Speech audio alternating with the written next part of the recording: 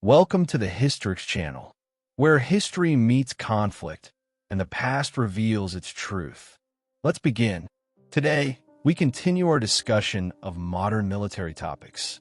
In the video of our submarine series, we will talk about USS Nautilus, the world's first nuclear-powered submarine. In the late 1940s, atomic energy was still a major novelty, and the world's leading powers were searching for ways to use it to its full potential. The Nautilus project began in 1948 with the development of a nuclear reactor that was compact and light enough to fit inside the tight space of a submarine, while still producing enough power to give it high speed and long endurance. The nuclear reactor was designed and built by the Westinghouse Electric Corporation and used a pressurized water reactor, the same type most commonly used today. The keel of Nautilus was laid at the General Dynamics shipyard in June 1952 with the presence of then U.S. President Harry S. Truman. The submarine was launched on January 21, 1954, and officially commissioned on September 30th of the same year, under the command of Commander Elgin P. Wilk. The advantages of a nuclear-powered submarine were obvious. A nuclear reactor does not require oxygen. Because of this, a submarine using this technology can theoretically remain submerged for as long as its nuclear fuel lasts, typically around 25 years. The nuclear reactor of Nautilus, like all nuclear submarines and ships that followed, produced large amounts of heat. This heat turned water into high-pressure steam, which drove turbines connected to electrical generators. The electricity was stored in batteries and used to power the submarine's electric motors. Nautilus went to sea for the first time on January 17, 1955, becoming the first nuclear-powered vehicle in history. It was relatively compact, measuring about 321 feet in length, displacing around 3,800 tons on the surface and approximately 4,500 tons when submerged. Its engines produced more than 13,000 horsepower, allowing it to reach a top submerged speed of 23 knots, or about 26 miles per hour. It was armed with 6 torpedo tubes and crewed by 13 officers and 92 enlisted sailors. USS Nautilus set numerous records.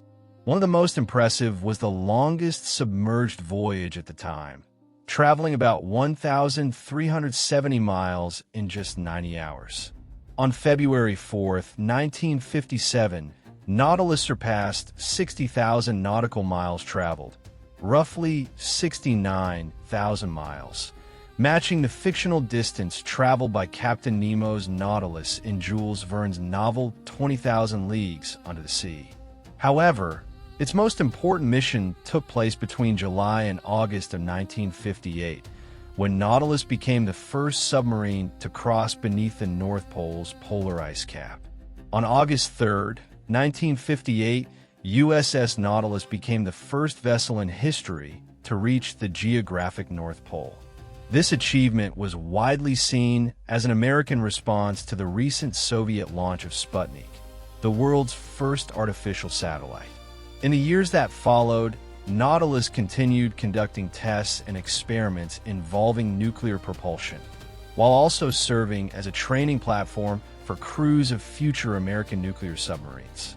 These experiences were crucial as they directly influenced the design and development of more advanced nuclear submarines for the U.S. Navy. Nautilus also participated in numerous NATO joint exercises and took part in the naval quarantine of Cuba during the Cuban Missile Crisis in October 1962, a moment when the world came dangerously close to nuclear war. On November 10, 1966, during routine exercises, Nautilus collided with the aircraft carrier USS Essex, suffering damage that, while serious, was quickly repaired in dry dock. Overall, the submarine revealed several technical flaws and operational limitations. Solving these issues led to the development of much more advanced and safer nuclear submarines. USS Nautilus was officially decommissioned on March 3, 1980, after nearly 26 years of active service, and was converted into a museum ship on May 20, 1982. Its nuclear reactor was removed, and today, USS Nautilus is open to public visitation in Groton, Connecticut.